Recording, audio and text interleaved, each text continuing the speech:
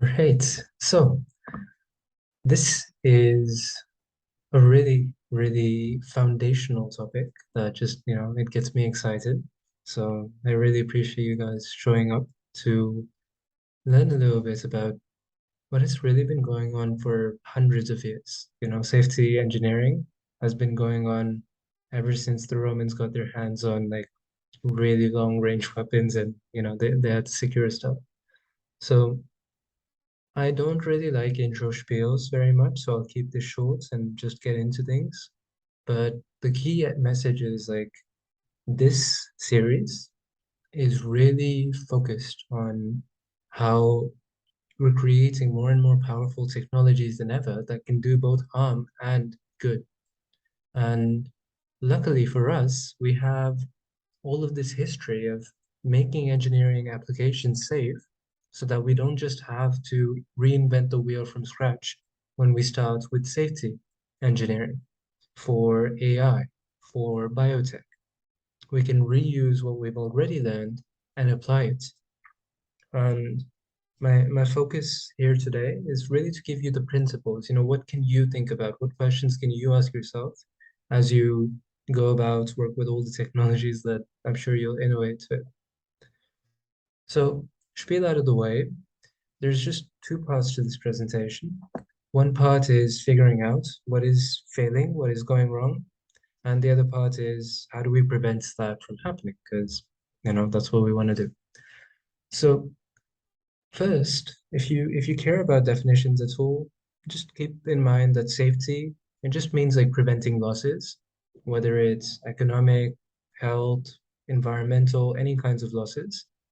And when we're trying to prevent these losses, the way we do that as engineers is make sure things are predictable, reliable, they go the way that we want. So we want to prevent failures. The specific keyword that we use is failure modes. Failure modes just means what are the different ways that things could go wrong. So for example, if you have a bridge, one way that things could go wrong is a cable, it snaps in the bridge. Another way is a concrete element, it cracks. Another way is a metal beam starts rusting. It's very easy to be like a pessimist, to brainstorm all the ways that things could go wrong. But the challenge we have as safety engineers is once we figured out, here's a big long list of things that could go wrong. What do we prioritize? What do we start putting our limited engineering budgets into fixing? What do we work on first? And this is where, for engineers especially, we want to measure things because like we're accountable, right? If something like a bridge collapses, we have to show up in court and be like, okay, this is why it happened. This is why these design choices were made. So what we really, really want is we want to make a very clear, documented process of showing, okay, here's how we thought about the risk of each of these failure modes. And this is why we decided to work on, making the cable stronger, but it turned out that the bridge collapsed for this other thing. So we want that type of explainability. So one of the ways that we can get that, one of the ways we can figure out what do we work on fixing first is we can create basically risk equations. So we do risk analysis. We have like lots of different equations. You can find a dime a dozen of these. But the basic idea of all of them is you have some factors for every failure mode that will increase the level of risk, and then you have some factors that will decrease the level of risk. So for example, the factors I included here, just randomly, I could have included others, are things like, okay, how likely is it that for a given failure mode, like, okay, rust forming, how likely is that to happen in a given year? How bad are the effects if that does happen? How many people will be affected? How long will the effects last? All of these things can increase the level of risk. In contrast, if we have factors like, okay, we have maintenance, we are ready to respond in case of an emergency, we have a team ready, we have backup, elements. All of these things will increase our quote unquote resilience. So that will reduce the level of risk. For each of these factors, we're going to give like a 1 to 5 rating. 5 is the highest, 1 is the lowest. We're going to combine them in that equation I just showed, multiply a few things, divide a few things, and that gives us an overall risk number. So this is an example of how we can create a risk equation after we have like a bunch of failure modes that we brainstormed for a particular design. And it'll help us prioritize like what do we want to work on first. Before I move on, like this is one of the most common things that engineers will be doing like when they're running risk analyses. So do you have any questions for me before I talk about other tools that we have for prioritizing? What do we work on fixing first? Yes. Sure. I understand probability. I understand severity. I didn't really get the exposure. What does that mean? In this case, exposure is basically how widespread and long-lasting the damages are. If it affects more people, there's more exposure to the risk. If it is going on for, a year, like let's say um, rust is continuously happening every time there's bad weather, that has more exposure than like a one-time event. Like, okay, it's just a cable that snapped in this one moment. How does that differentiate from probability and severity? Um, Probability you can think of is so let's do an example. Let's say you're looking at a chemical factory, and the probability that the pipe might leak, it might be related to something like what is the rate of corrosion in the pipe? Mhm. The severity might be related to what kind of chemicals do we have in there? What happens if the chemicals get out? Whereas the exposure, it might be related to things like how many people are in that working environment so that they might be exposed to the chemicals once it leaks out. Is it going Okay. to be a sudden leak or is it going to, be dripping for years before it's noticed? Okay. And so just in the case of severity versus exposure, for severity, like an atomic bomb but going off in the desert, that would be like a huge amount of severity, but a very low amount of exposure because no one's in that desert. That, Exactly. okay, cool. Sick. All right, there you go. Very random example. No worries. Any other questions? All right. So continuing on, we have this is a very big tool. We call this computational decision making, where we have like different weights, different factors that we consider. But we also luckily have like more than just, okay, ask me, is it 1? Is it 5? Like, more than just subjective decisions like that. Specifically, we're very lucky that over the past hundreds of years, we've been collecting lots of data about what goes wrong, when it goes wrong, what affects what goes wrong. And we've been able to make statistics like, let's say in civil engineering, we have a metric called the 100-year flood. What that basically means is people have been tracking things like how much rainfall is there in every like geographic region in the US. They've been doing that for 100 plus years. So they can look at all that data and be like, okay, if we look at the really, really severe amounts of rainfall that like could have caused entire floods, what is the amount of water that might fall that is so large that there's only like a 1% risk that it happens in any given year? So maybe they look at one particular neighborhood and they look at the historical data. They're like, okay, it's 1% chance in any given year that we have an Olympic-sized swimming pool worth of water fall in this neighborhood in a week.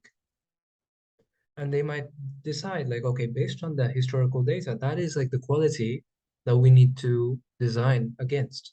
That is the type of damage that we need to design against. Inherent in this is a really important idea, which is that no civil engineer can like, you know, eliminate flood damage completely. They can keep adding more and more design elements all the time, but they can only go so far. They only have like limited budgets. So at some point they have to decide, okay, this is the acceptable level of risk. This is the amount of risk that I'm willing to tolerate. And that might mean that, if there's some very high amount of water that could like some very high amount of rainfall that could fall in a neighborhood, there's only like a 0.5% chance instead of a 1% chance that it happens in a year, then we're not designing for that. We're still going to incur some damages, but that's a choice we have to make. The other thing is, we're lucky to have this data for like a civil engineer. We don't have this for someone who is a biotechnologist. We don't have this for someone who is an AI scientist because we don't have like records of what damage these tools could cause over centuries. So this is like one of the key things that you're going to hear about for the speakers that come in the weeks ahead. They're going to talk about, what changes when we don't have this kind of record. Another thing that we don't have, like another kind of guiding principle for engineers is in different industries, there's standards on like margins of safety. So, for example, of a margin of safety, let's say you have marine engineering. In marine engineering, let's say you're making like a ship's rudder move, right? It's a giant, like hundreds of meter long ship. If the rudder doesn't move, it can't steer. Like that's game over. It's a very critical component. And so for that ship, let's say you need like one pump to steer the rudder left or right. If you have like one pump that's needed to make the rudder move, you're not going to just be like, okay, we have the pump, job done. Because like if the pump goes wrong, you can't call like a mechanic in the middle of the Atlantic Ocean. So on a ship, you'll always see that there's only one pump, needed. That's the amount of load that the system will have. That's the amount of stress it will face. That's what is, required. But they're always going to have two pumps in terms of capability. So if you look at this fraction here, you have two pumps of capability, only one pump of stress is being applied. So you have a margin of safety of two, which just means you have twice as much capability as you need. This is really important in marine engineering, but let's say in aerospace, if you're launching a rocket into space, like every kilogram you add costs tens of thousands of dollars. You can't just like be like, okay, here's a pump, just in case something happens. So in applications in that industry, they're going to be like very selected. They're going to optimize a lot.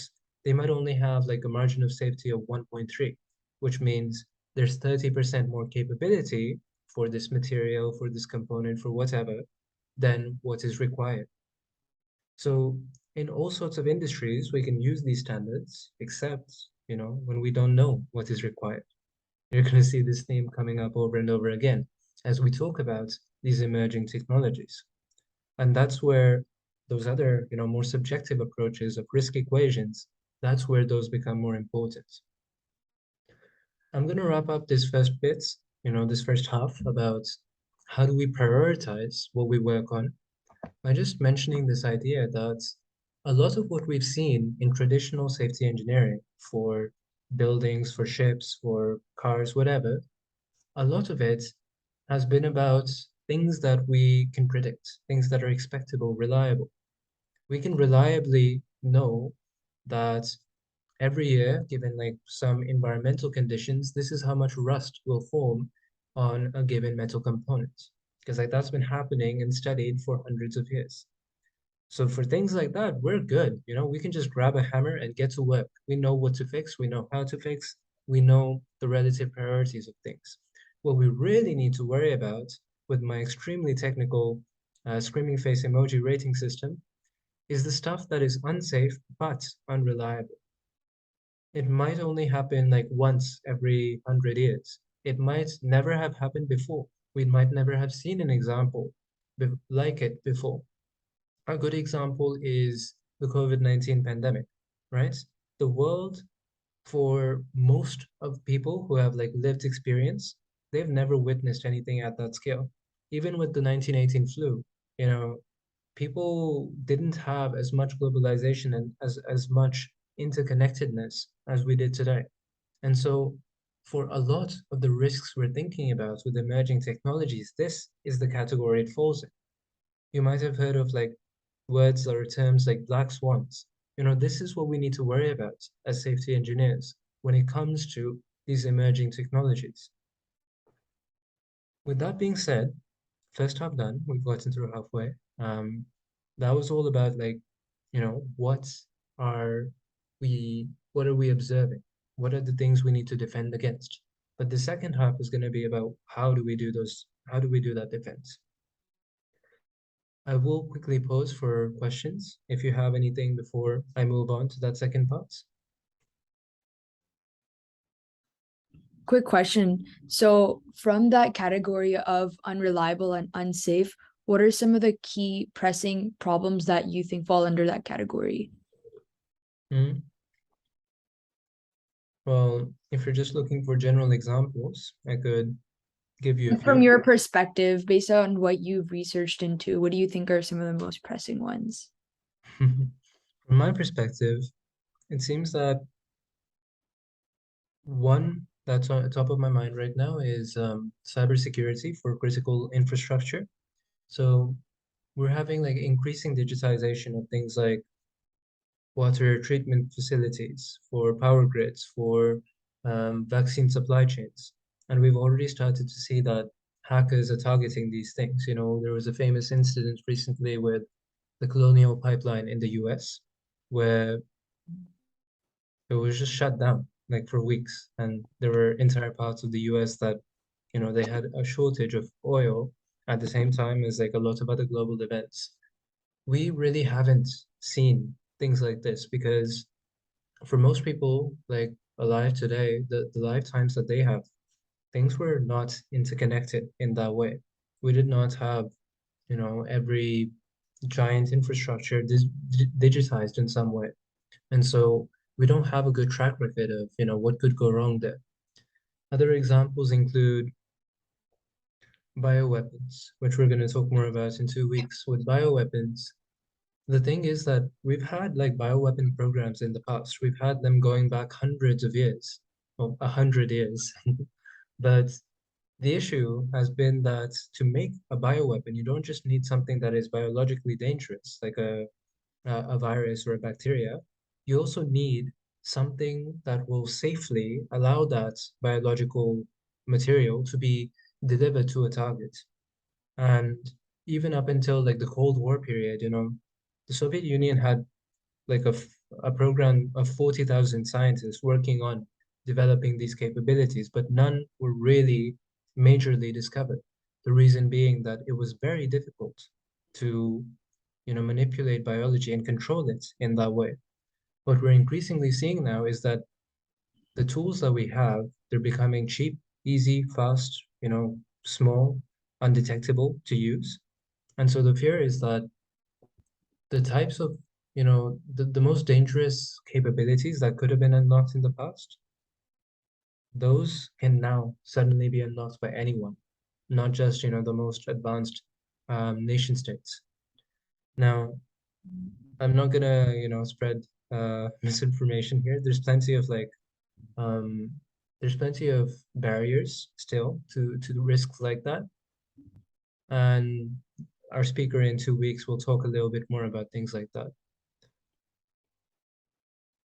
Does that answer your question? Cool. All right. So now I'll move on into the second part. So it's like, which tools have we developed over the past few hundred years to figure out like how do we reduce the risk of failure in different applications? So let's take that example of like a chemical production factory again. Let's say it's producing like some fertilizer components.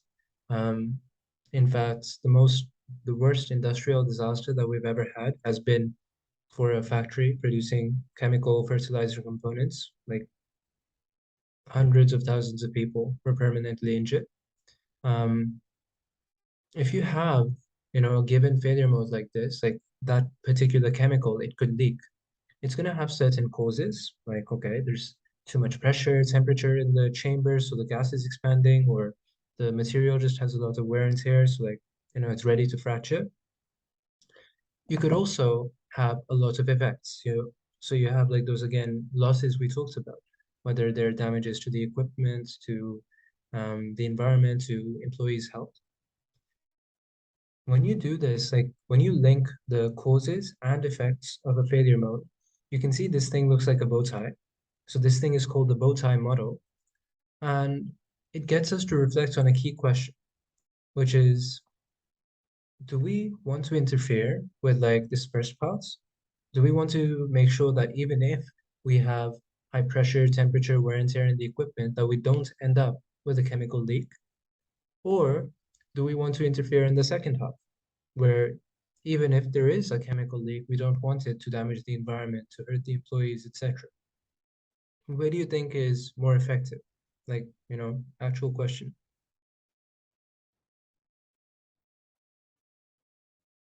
I would say the cause, just so it's because it's the first thing in the pipeline and it's more proactive instead of reactive. Exactly. So those are the two key words here.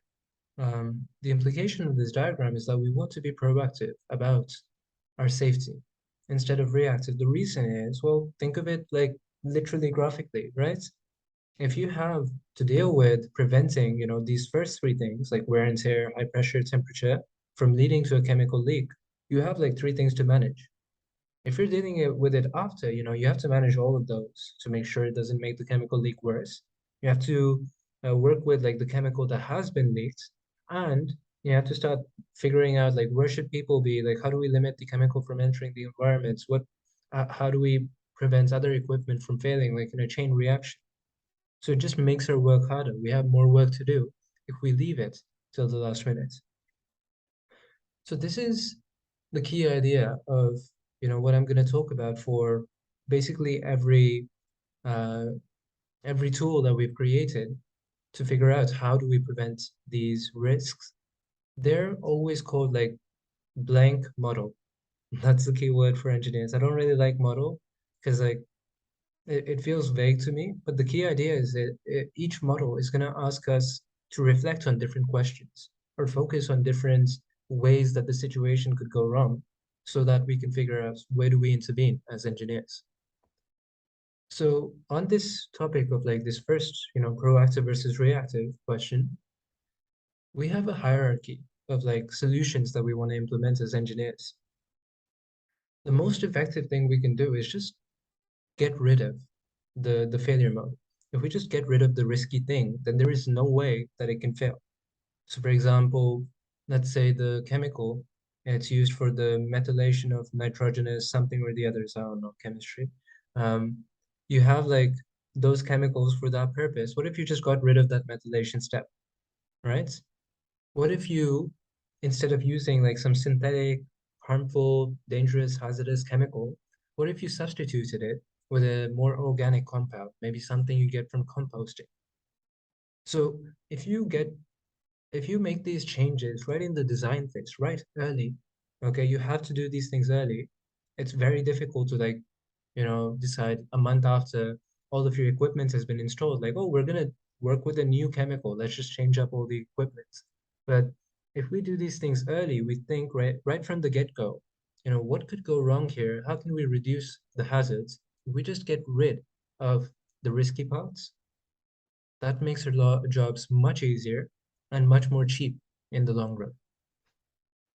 Unfortunately, we live in a real world where companies want to get things done fast and like, they want to save money and dot, dot, dot. So what usually ends up happening is we have these latter approaches, which might be, okay, just isolate the chemical away from the workers so that like it's in a containment chamber, then they're far away, then they're probably not going to get hurt, or, train them to better handle chemicals so they don't spill anything, or give them personal protective equipment like a mask or, something so they don't inhale fumes. These things are pretty cheap. They're what is done most often, but in the long run, they're less effective because like even though you've reduced the chance that something goes wrong, there's still a chance that something goes wrong.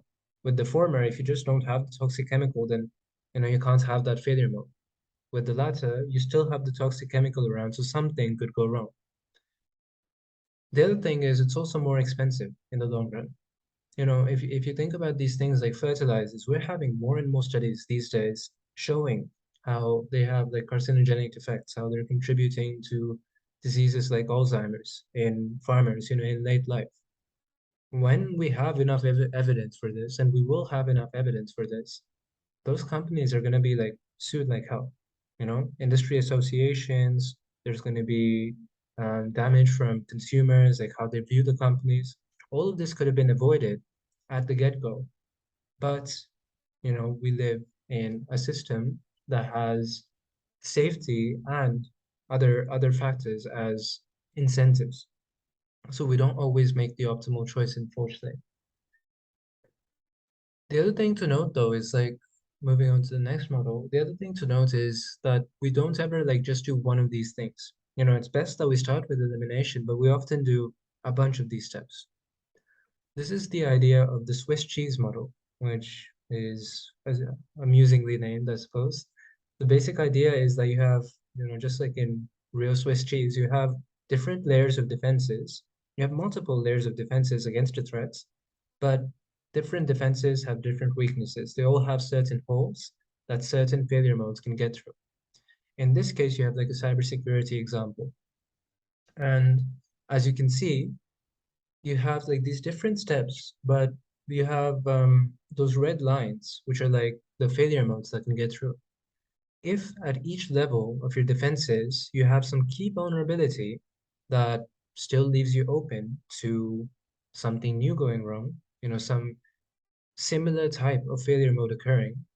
Let's say in this case, it might be social engineering, you know, all of the defenses you implement, they're vulnerable to people just phishing, scamming for information. And once they get that, then your encryption is violated, your firewall is violated, your employee training, well, you know, obviously that wasn't good enough. So if you have those similar vulnerabilities in all your defenses, then it doesn't matter how many defenses you have, something's just going to get through. So the key idea for the Swiss cheese model is we want to have many layers of defenses, and we want to ensure that they're diverse. They're not always weak in the same way. Unfortunately, as you can see from this diagram, one threat got through, and that's what happens in the real world. Usually, we don't take safety seriously until something goes wrong. So with this last group of models, they're for helping engineers figure out what to do once some failure has occurred. These existing ones, they can be used for that way, but you know, ideally you do it beforehand. These ones are more for working backwards. So an example here is that you might be doing fault tree analysis. Fault tree analysis is similar to like you might have heard terms like root cause analysis. What you're trying to do is on the right, on the left, you have the key thing that went wrong. So in this case, a satellite was spinning like at too fast of a rate. And each, you know, step before that, you figure out what are the conditions that could lead to the next step. So the blue things you see, you know, those blue symbols, they mean like and.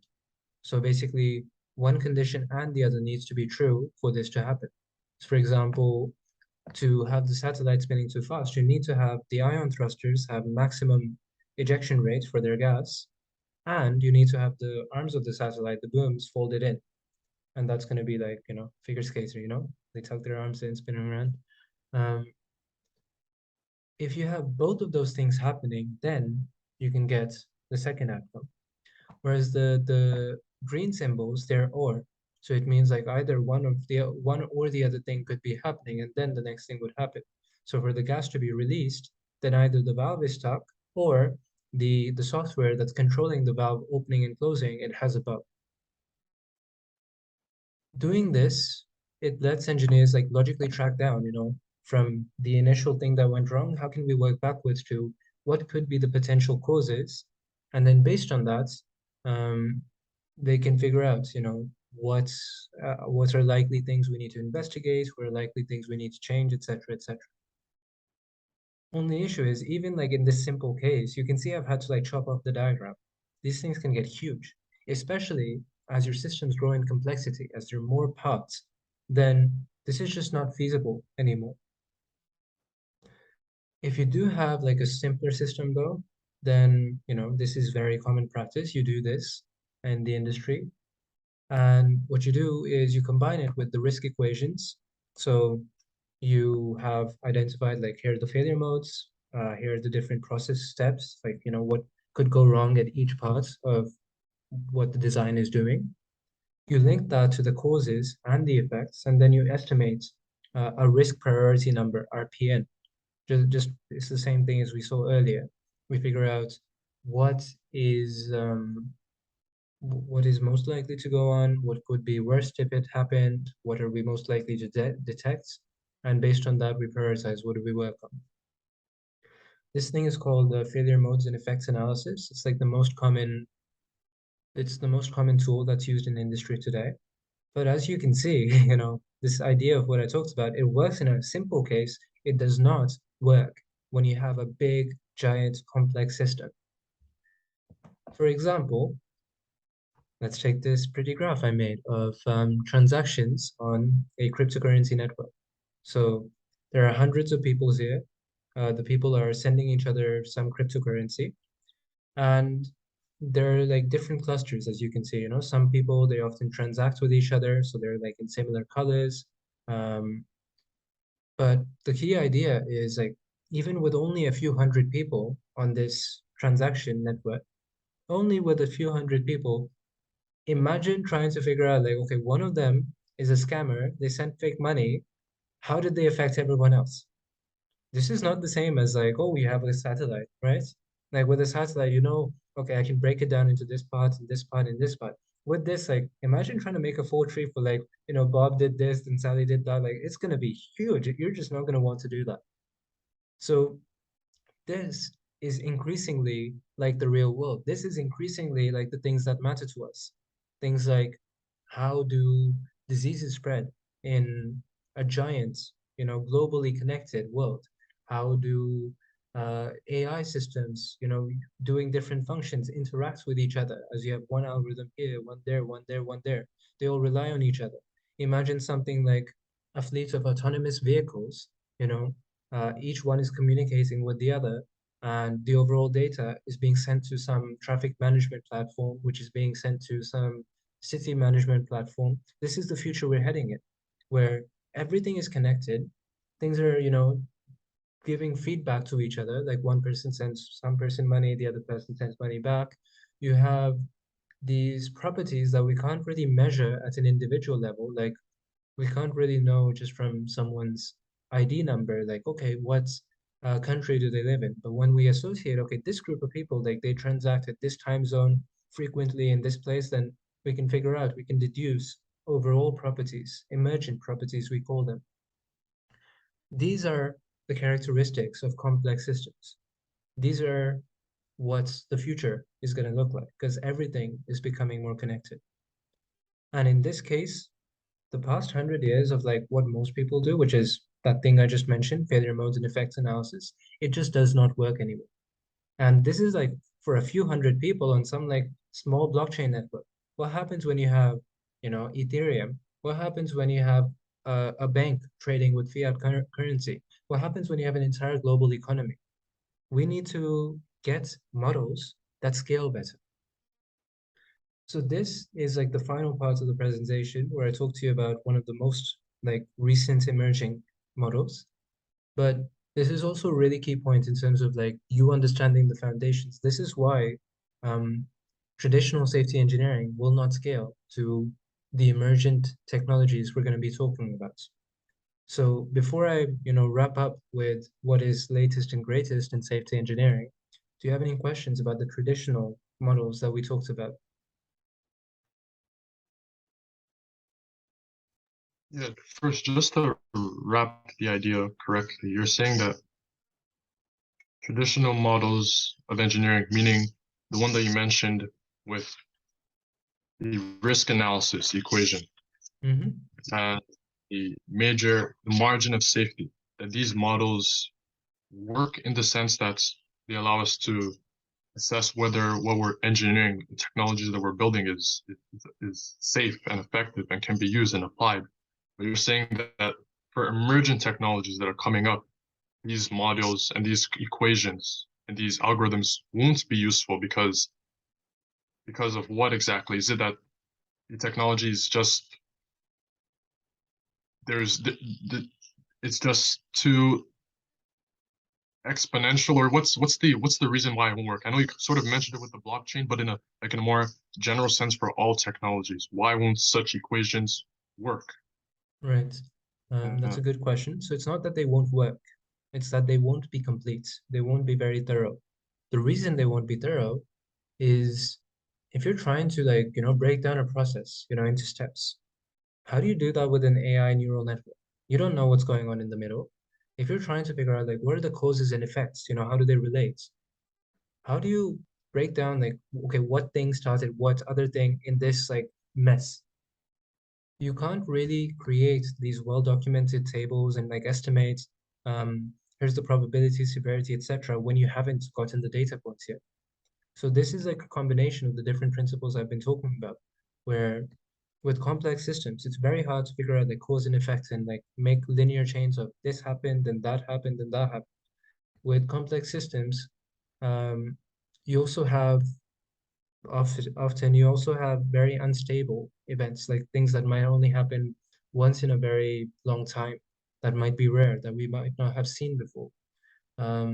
Especially with technologies that we don't have a lot of experience with, this tends to happen because we don't even know from like a control standpoint when we're developing an AI algorithm, if it's in a controlled state, like we still don't know, okay, I've locked it so that it's only accessible on this computer, no one else can access it, but still, I don't know what's going on in the middle. It's like a black box to me.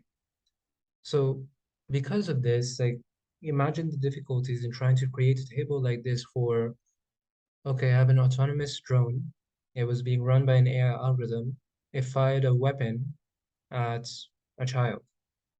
Like we don't know what went wrong. We don't know exactly what the steps of the process were.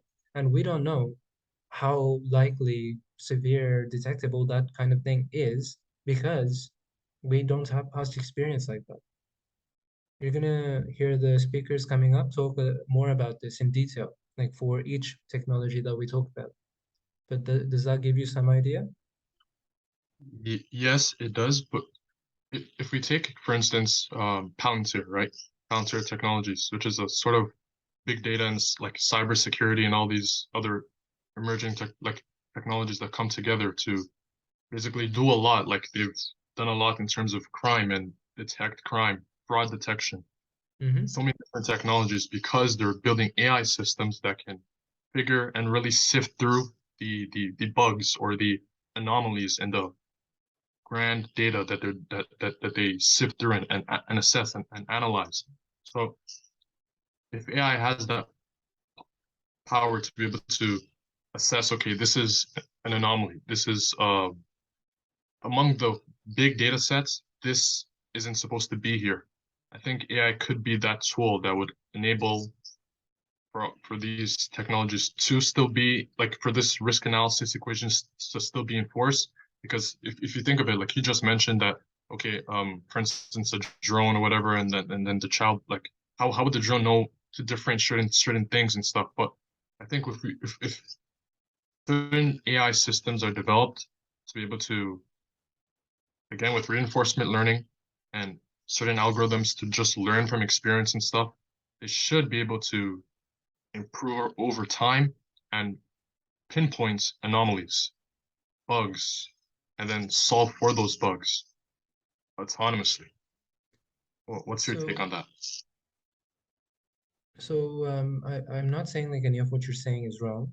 AI algorithms can self-improve. We're going to discuss AI technologies next week in more detail, and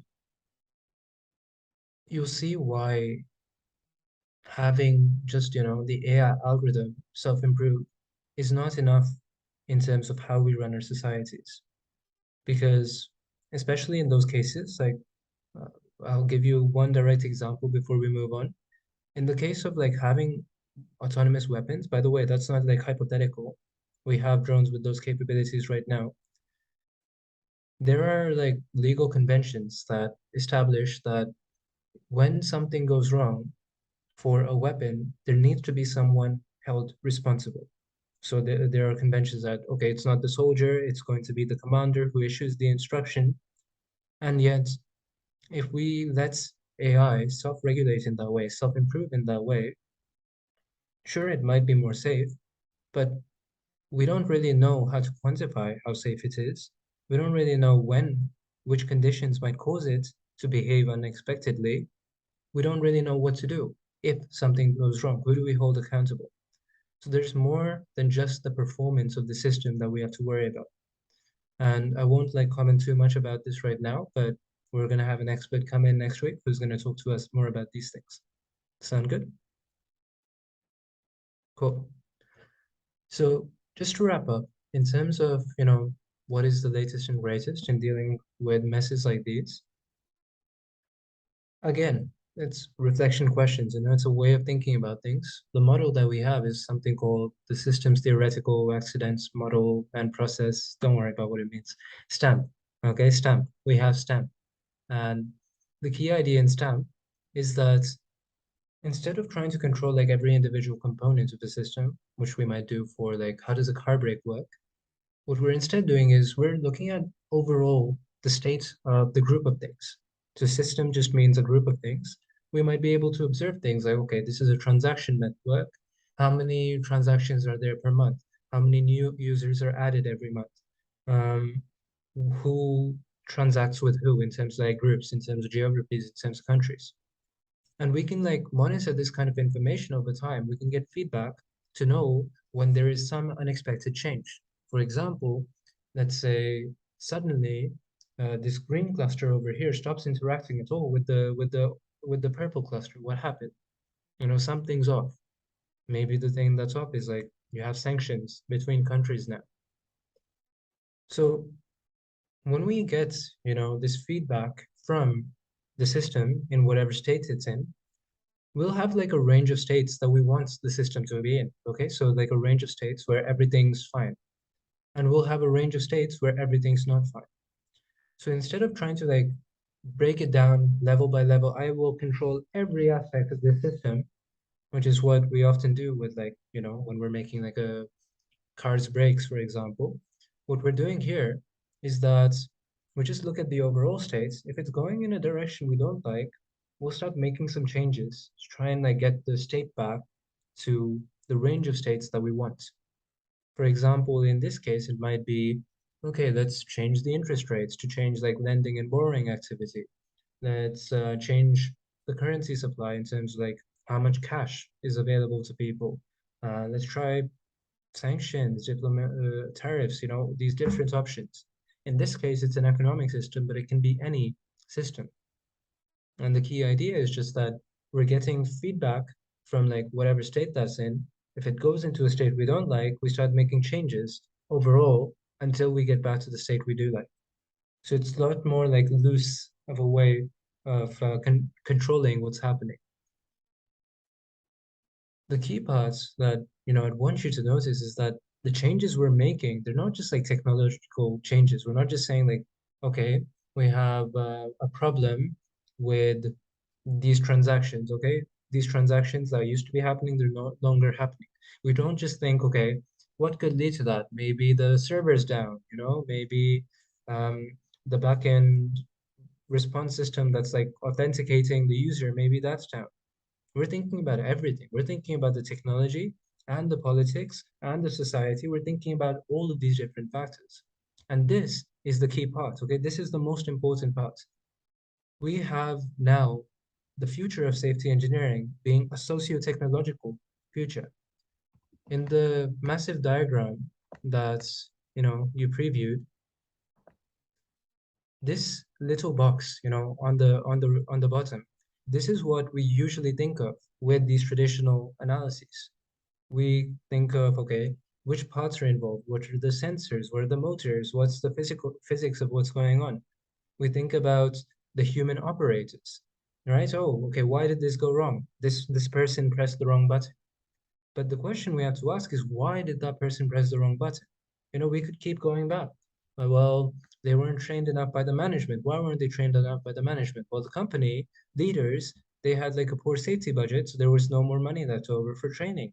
Why? Because there wasn't like a strong regulatory environment. So the company, wasn't required to have safety. So it just like left it by the wayside. Why? Because, the people in Congress they have these priorities and they haven't thought about like ... And that's just like what happens when the system is running. We also have like a whole other arm of like what influences the system's development. And like, that ties into all of those steps again, but also, what do we have in terms of the end result of what needs to be maintained? If you have like an overly complex system, you didn't consider everything. Now you have like a lot more risks. It's like having that synthetic fertilizer instead of having the biological version.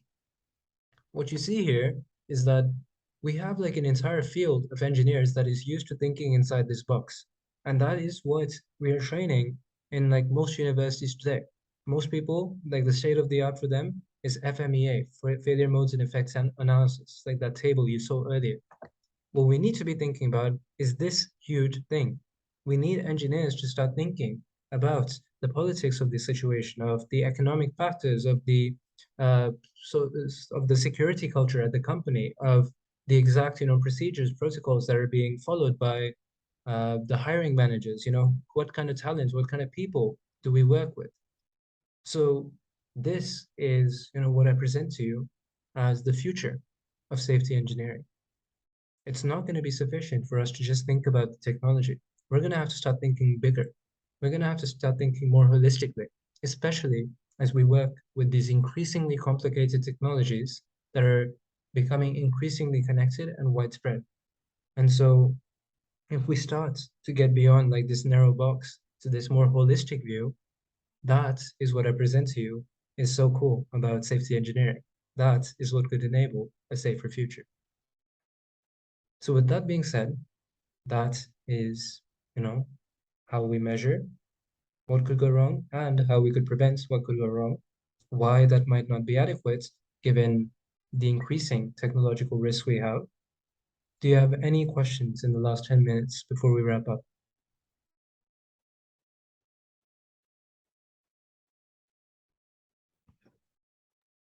Oh my God, I thought that was brilliant. I love that so much. One thing that I'm curious about is if you're looking at entire systems, you had a slide up with like a controller and they're manipulating the complex system, which is then giving them feedback, and then it's supposed you have there so it's that was changes that's what was the word. And it I don't know if I got everything you said, but you're saying that like you're looking for feedback, and so if it starts straying in one direction, you'll make an intervention to try and lean it in the other way, and that you're just trying to generally keep it on the right track or something like that. I'm curious, like since those systems operate on such kind of chaotic or unpredictable ways, like for example, like that model seems linear to me, where it's like it's moving to a little bit to the left, so we put an equal amount of force to the right, and then we get back to equilibrium. But you can get like small shifts that completely change the rules of the system, for example, so that your previous intervention doesn't work, or that it might be too much or something like that. Yeah, so how do you go about navigating? Like I understand that, for example, this is a more complex picture, so you need to take a different approach as compared to trying to take the simple approach to this massive complex system, because the complexity overwhelms the simplicity. But for this part, I'm curious about how does what you're suggesting here not run into the exact same problem of the complexity overrides? Like what in this model gives us a better way of responding? Sure, good question. So when it comes to comparing these models, so STAMP, Systems-Theoretical, whatever, the way that we've gotten evidence that it is better for safety engineering has been empirical evidence. So when you get engineers to like go through case studies of like, okay, here's a nuclear reactor that failed, or whatever it be, they try and figure out like how many they know like what happened. It's a case study, right? They know what thing did go wrong. They try to figure out like, do the engineers identify the possible failure modes? And empirical feedback, what we've gotten is that the engineers that think like this in terms of like system of factors, and then you need to move the states, they're able to identify like 2 to 3 times as many failure modes as the engineers thinking with okay, this part of the process, here's the failure mode, here's the cause and effect, and so on. So that table way of thinking. I won't deny that there are complex systems where you have all of the principles that you applied, where a sudden small change might lead to an unexpected, outcome. For example, the economy example I mentioned, right? Like we don't know what the hell's gonna happen when like we think that it's gonna be like, okay, you raise the interest rates and here's what's gonna happen. But as you saw, like with COVID, right? The typical economic tools, they just didn't work and we didn't know why, because it was an unexpected situation, people were predicting inflation for 2 years, like inflation, then it didn't happen, and they're like, okay, it's gonna go back, and like we have these things occur. So I'm not saying that this approach will get us to get around those difficulties, like in terms of it'll magically give us the actions that we can use to control complex systems. However, it helps engineers identify what might I be missing here? What do I need to keep thinking about? And that lets them do a better job overall in terms of like considering what are the possibilities to try out. After that, it tends to be empirical. Like do this, see what happens, see what works. Does that answer your question? Yes and no. But I don't want to take I want to make sure that other people can ask. I can follow up with you. Sure, sounds good. Anyone else have questions?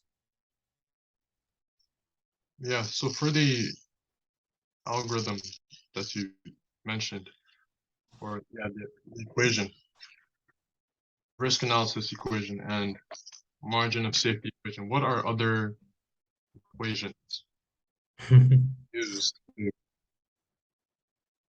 extract data or solve problems with this safety engineering field? Question's a little bit hard for me to pass, though I will tell you that if you're looking for like numerical, tools, quantitative tools that you can use for risk analysis, there's tools by the boatload. Every industry you look into will have its own like best practices and like softwares and like to give you an example of like the diversity.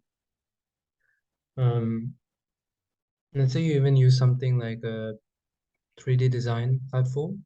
It'll run analyses like, okay, what is the stiffness of the different materials? It'll run analyses like what is the thermal, uh, what is the thermal spread between the system, and down to that minute level of detail, we have engineers running equations, right? They need to make sure that you have a quantitative evidence base that this design will work.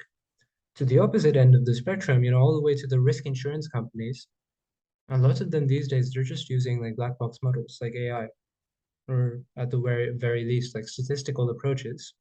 And for them, like they're just doing more of what you saw, where you pick different factors to consider, you take in different data inputs, and you map that to a risk score. So, between those two extremes, from the micro to the macro, you'll find lots of things. If you'd like, I could follow up with you in terms of resources. If you're interested in some particular industry or some particular use case, what are the safety engineering tools we use there? Yeah. Does that answer your question?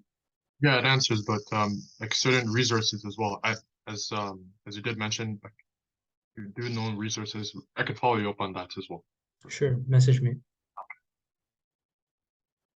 Wanted to ask a quick thing. So you did mention that there are statistical ways, like with AI, to determine risk. So I'm kind of curious to know, in this diagram that's on the screen, do you think that there's some sort of RL element that you could automate with this? Because I can see how the human feedback part and then optimizing for the risk can come into play, just to be like, how can you optimize the parameters or like the state so that you can have the least amount of risk? Do you see that happening with automation, or is RL not a good solution for this? Okay, so to be empirical about this, I don't want to be theoretical. First of all, reinforcement learning, for anyone who doesn't know, reinforcement learning is just using AI, where you have the AI make a series of decisions about like it's getting some kind of data in. I won't go into any further detail.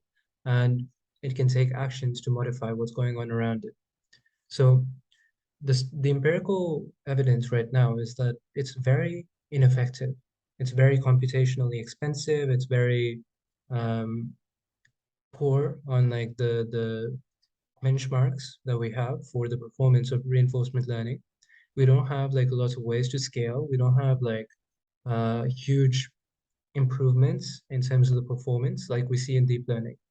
So what people often do is like, especially in industry, like they're not going to try and train a reinforcement learning algorithm right now because of the limitations, the empirical limitations that we have. They're not going to try and train it to optimize something like, you know, a blockchain network, because it would just be computationally inefficient, and it would have less accurate performance than training a deep learning model for the same purpose.